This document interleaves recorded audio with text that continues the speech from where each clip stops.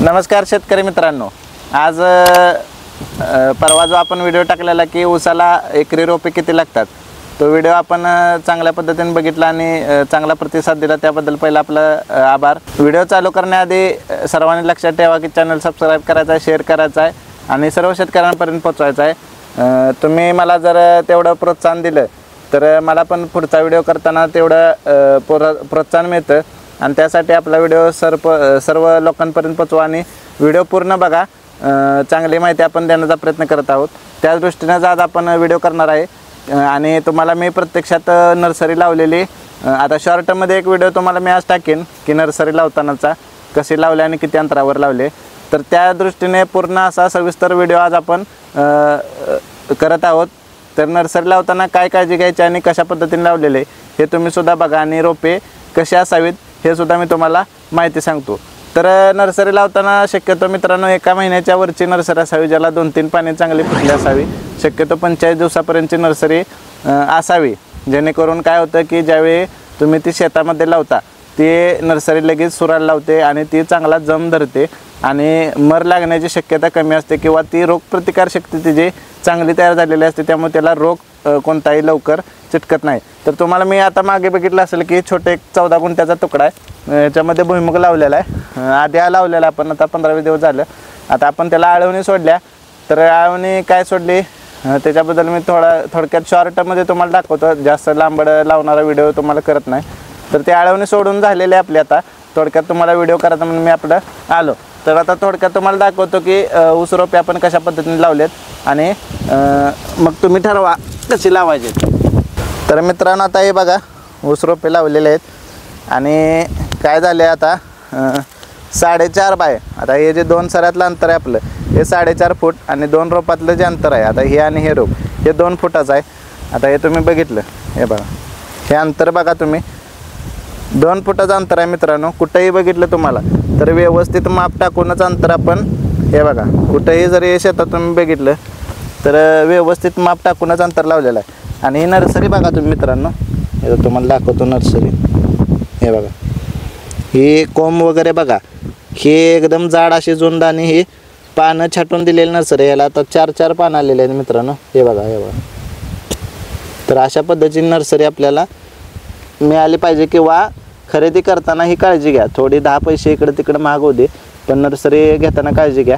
आता शेतामध्ये ओल आहे त्यामुळे आपण पाणी पाजलेलं नाही, नाहीतर नर्सरी लावल्या लगेच आपल्याला पाणी देण्याची गरज असते, नाहीतर नर्सरीत मर लागण्याची शक्यता असते मित्रांनो।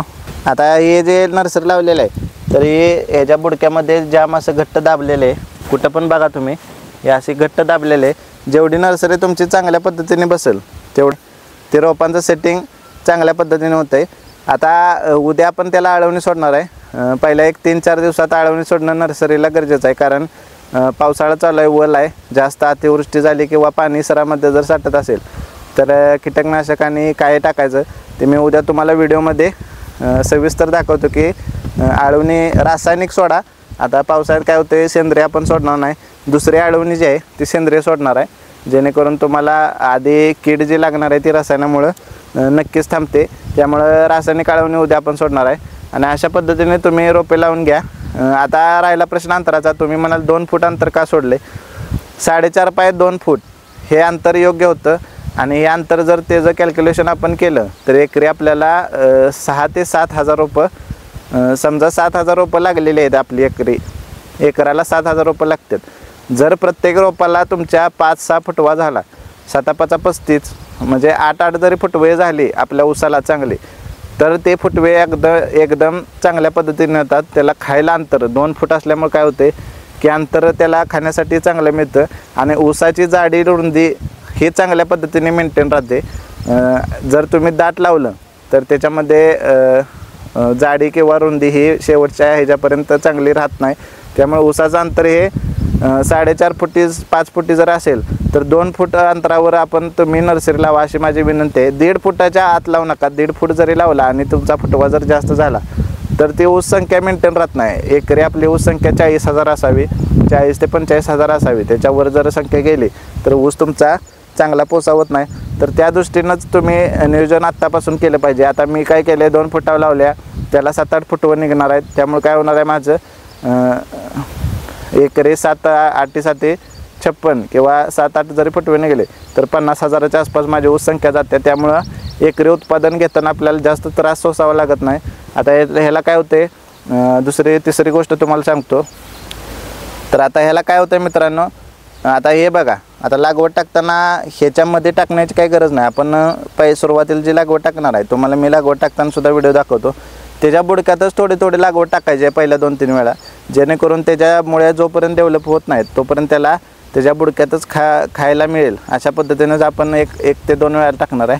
आणि दुसऱ्या वेळेला भेसळ डोस जो टाकणार आहे ते आपण असे टाकून त्याला काय करणार आहे, ह्या बाजूने आणि ह्या बाजूने भर लावणार आहे छोटी, जी आपण मागच्या वेळी लावलेली. तर अशा पद्धतीने नियोजन करा मित्रांनो, जेणेकरून काय होईल, तुमचं काम एकदम हलकं होईल आणि तुमचा खर्च वाचतो मित्रांनो. नर्सरीचा खर्च, त्याच्यामागे लावण्याचा, ऊस लावण्याचा खर्च, या सगळा खर्च वाचतो. थोडा डोळा सुजलेला आहे, नाहीतर तुम्ही म्हणाल की झोपेतून उठून आला व्हिडिओ करायला. डोळा थोडा काल डोळ्यात काहीतरी गेलं, त्यामुळे डोळा थोडं सुजलेला आहे. होईल सरळ. तर अशा पद्धतीने तुम्ही पण नर्सरी लावा आणि मला रिझल्ट त्याचा सांगा. आणि कोणी लावलेला असेल आधी त्यांनीसुद्धा कमेंट बॉक्समध्ये कृपया कमेंट करा, जेणेकरून शेतकऱ्यांना आपल्या समजावं की त्याचा खरोखर रिझल्ट कसा आहे. कमेंट बॉक्समध्ये सांगा आणि मी पण तुम्हाला नंतर स्टेप बाय स्टेप सांगेन की या प्रयोगाचं आपण काय नियोजन कसं करणार आहे. तोपर्यंत चॅनल बघा, सबस्क्राईब करा, शेअर करा आणि सर्व शेतकऱ्यांपर्यंत पोचवा हीच विनंती. तर थांबूया आता आपण. धन्यवाद.